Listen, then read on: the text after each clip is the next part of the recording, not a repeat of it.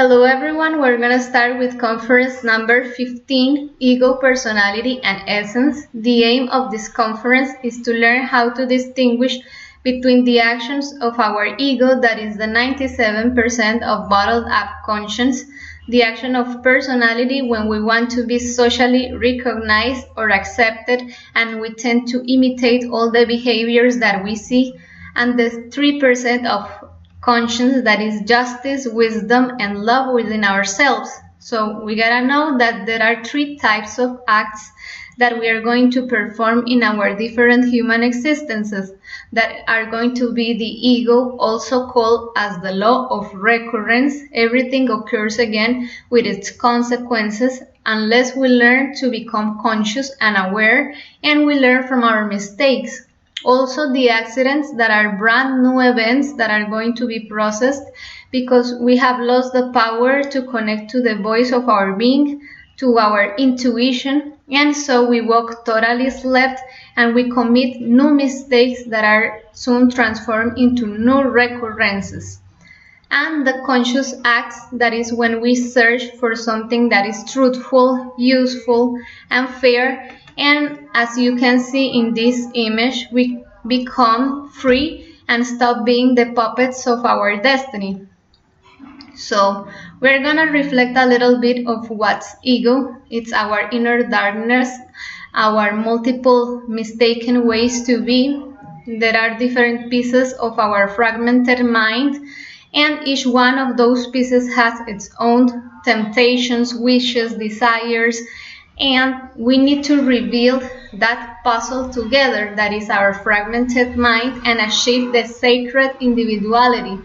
So also we can call those parts the 7 capital sins, the 7 causal egos. We have that spark that is innocent, that is darkness. It's going to hurt itself and hurt other people around us. So it's going to bring us a lot of injustice, a lot of pain, a lot of suffering, and it's full of our routines, our mechanical habits, our repetitive conduct. We tend to walk as robots, have fixed ideas, have concepts. We are in our comfort zone and we don't come out of that portion of ourselves. We don't want to transcend. We don't want to be different than we are and become transcendental, become profound. So that is the force of our ego. And we're gonna see that ego appeared because of the non-transformed impressions that we had in our past existences. For instance, take the ego of vanity.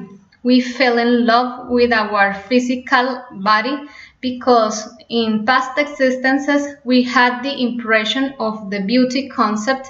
We were in love with our physical appearance, with our youth, with our skin, with the color of our eyes, with the shape of our body. So we formed the ego of vanity from those non-transformed impressions. And that with all our egos, the narcissism, the ego of liking to match our physical body and idealizing that, searching for ways to become different, like operations, surgeries that want to modify our physical body.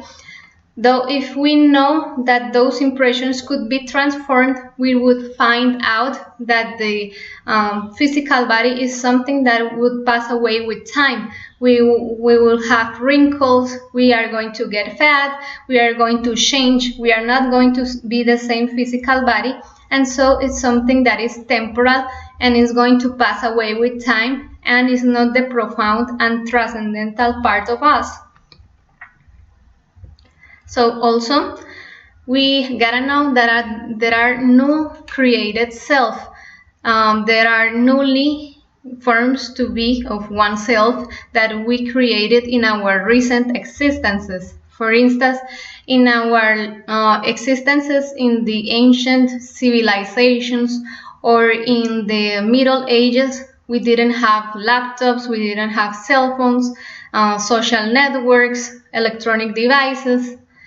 We didn't have the ego of the video games, the ego of the propaganda, of the publicity, of the reality shows, of the soap operas, of the movies, of the news, television news. So those are newly created egos that we have from the recent human existences. Let's remember that we have 108 human existences, and right now we are probably in the last human existences, and we are creating heavier psychological flaws. Also, we gotta know that there are all psychological selves that are the 7 causal egos and are the roots of all egos. We have had those egos in all historical times of human race. We have always had anger, gluttony, pride, sloth, lust, envy, greed.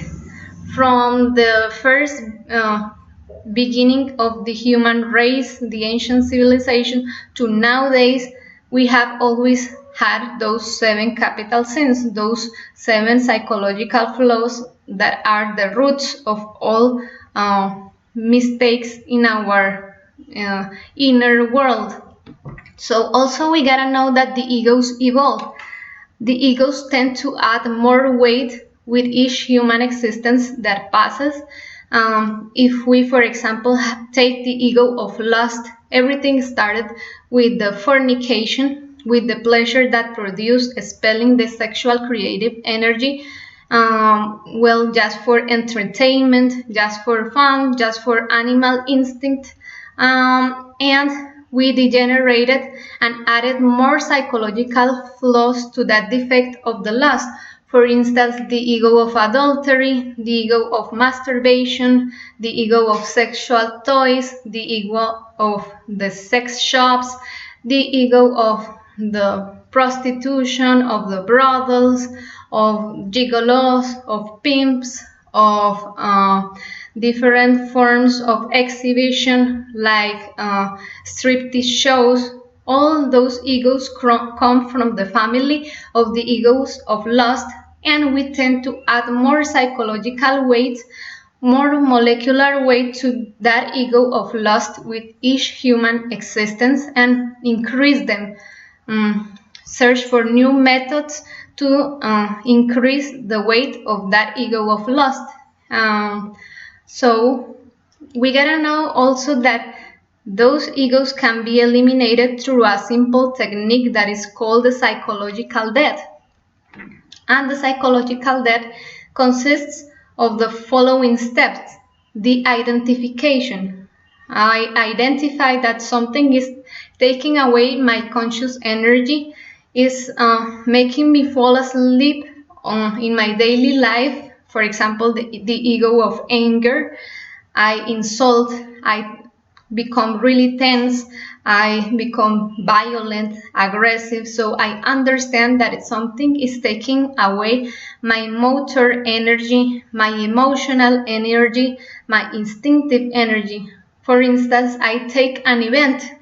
I fought with my couple and I insulted him and told him awful things, and I went out of my house. So I remember that event and I reflect and I call upon the force of my Divine Mother, that is the percentage of love that I have within myself, and I tell her, Divine Mother, eliminated me this ego that insulted my couple, that was rude, that left home, that don't want to speak with him anymore, that wants to keep arguing, that to keep defending herself, and I'm going to become conscious. I'm going to pull out the virtues that are trapped in that defect of the anger and dissolve that ego of anger. So we can get rid of that darkness within ourselves. So also we know that ego also causes recurrences. Recurrences are the different events of our life that is like a movie, and so these events are processed mechanically unless we dissolve the psychological flaw that is pulling together this drama or comedy or tragedy in our life. In this scene, we see the recurrence of, for example, the physical death. Someone that fought with his couple and searched for a way to avoid the situation by drinking, but feeding the psychological flaw of alcoholism. And then he lost his human existence by crashing his car drunk.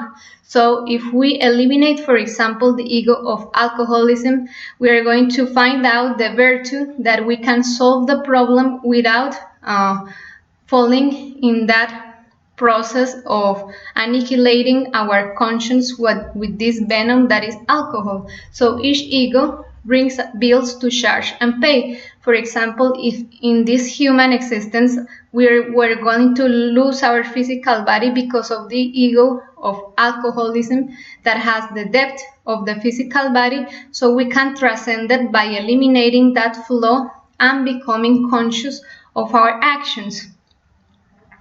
So also something useful to know is that ego is desire.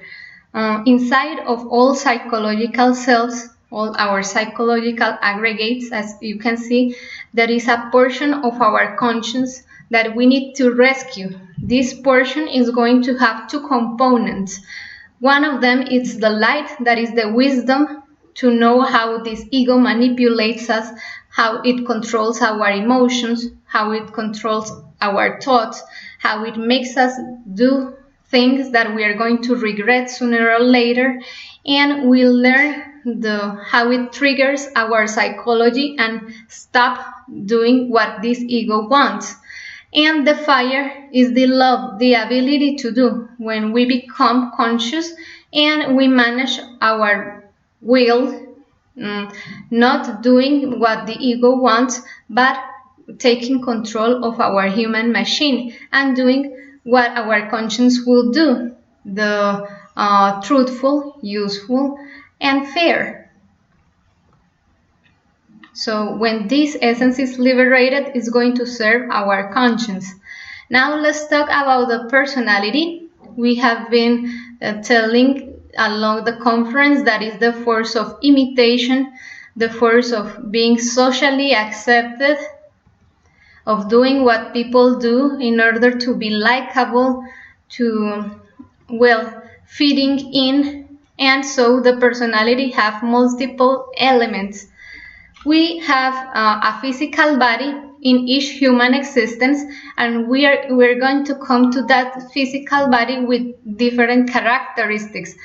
For example, the gender, the social status, the economical part, the location, the language, the things that we are going to acquire with time, like titles, degrees, a profession. All of those superficial things that characterizes our physical body are going to be part of our personality, and it's going to be dissolved at the end of our human existence. If my physical body dies, my personality dies as well. I stop being Margarita, I stop being a woman that was born in Colombia, etc. And so in another physical body that I have later, I can be born a man, be born in Japan, have a low social status, have a career as engineer, and be totally different than I am right now. So that's the force of personality. And it's going to pass away, it's going to dissolve sooner or later with time. So we cannot fascinate ourselves and hypnotize ourselves with the superficial part of us that is our personality, because that is not our essence. There are different types of personality. We gotta know that there is the passive and receptive personality. That is when we know that we have a physical body, that we have a sex, that we have a profession, that we have a nationality, but we don't let ourselves be fascinated by that. That is not the center of attention in our life, and we are not going to use that to feed our ego. For example, take nationality. If I think because I am Colombian, I'm superior, I'm proud of myself, and all people that are not Colombian, well, I'm going to despise them. I'm having an active personality for the defects of pride, for the defects of rejection, maybe the defects of racism, and are going to feed on my energy. That is an active personality. When my superficial part, my energetical vehicle, I use it to serve the ego instead of, well, being something that I have but not the center of my existence. So our passive personality serves the conscience because we see that this is an energetical vehicle, but we don't let ourselves be fascinated with that. We don't let our conscience fall asleep and the ego enter our physical body. So this energetical vehicle that is personality can serve the ego when we let it take control of our human machine through the personality. And the last of all, we are going to see what is the essence. That is finally what is real, what is truthful, what is fair inside of us, our conscience, our whole bunch of energy that we have, 100% of conscience. We have the part that is awakened, the justice, wisdom, and love. And we also have the other part of ourselves that is completely asleep, that is the 97% of bottled up conscience. These two components together constitute the 100% of essence that we have inside of us, all our energy, and that is our essence. Our egos are not going to be disintegrated. We are going to bring the same psychological flaws to our new physical body unless we consciously eliminate them in this human existence. And the 3%, well, is immortal. It's not going to pass away with time. And also it's really useful to know that newborn babies have the conscience completely awakened. The 3% hasn't fallen asleep. When we reach to the age of approximately the 7 years old, our personality is completely formed and ego takes control of that personality, that energetical vehicle, and manifests through our physical body. But right now, when we are under the age of 7 years, well, this ego cannot enter to our human machine because we haven't developed completely our personality. So it's really useful to know that, so we can raise our kids consciously, and also to know that there are many decisions all along our life. We have lost the power that we had when we were little to be fascinated with the world, to look everything as it was new, to be innocent. We have to become more like a child, to be innocent, to stop having fixed ideas, concepts, theories, to be so intellectual, so proud. We have to search for the innocent part of us, that is our essence. And there are many decisions that we are going to take in our existence by the force of personality. When we do everything that people does just to fit in, for instance, that one girl thinks she's really conscious because she didn't get pregnant, she didn't screw her life because she wanted to go to the university and have many titles and degrees and be really proud. And so she thinks if she said no to the guy, she's really conscious. But it wasn't the force of the conscience, but of personality. But because if she would have said, that is not my real couple, I need to save my energy, I need to awaken my conscience, what is sex useful for? Is it useful just for fornicating, even if I have titles and degrees? No, it's useful for awakening and building my conscience, and achieving a stable couple that is my real couple that loves me for my essence and not maybe for my physical body, my appearance, and something that is not transcendental.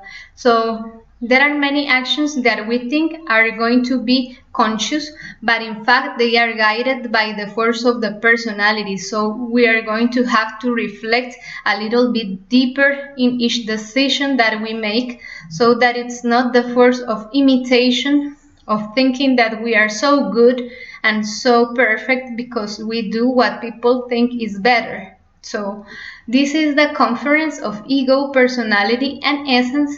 I hope it serves a lot for the process of awakening your conscience and the practice of meditation, so that you can reflect on what actions belong to your personality, what actions belong to your conscience, and what is the force of the ego manifesting through your different ways to be. So if you have any questions, anything you want to add or interact, well, I'll be aware. And thank you for your attention and your time. Have a nice day. Bye.